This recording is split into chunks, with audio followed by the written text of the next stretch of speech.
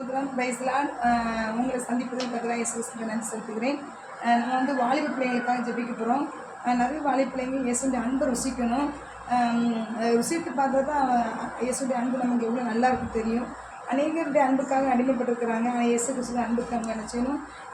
ரசித்து இயேசு கிறிஸ்து ரட்சகராக என்ன செய்யணும்? ஏற்றுக்கணும். அதற்காக நம்ம ஜெபிப்போம். ஏசப்பா துதிக்கிறோம் ஏசப்பா.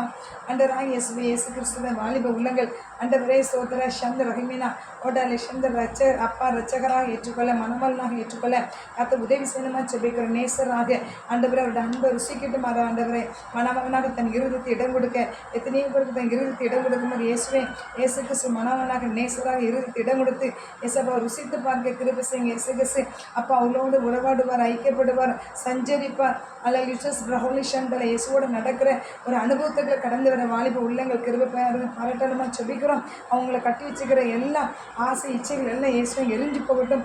அடுத்தோட அன்புக்காக இயங்குகிற அந்த உள்ளங்கள் இயேசுடைய அன்புக்காக இயேசுடைய அன்புக்காக இயங்கட்டும்.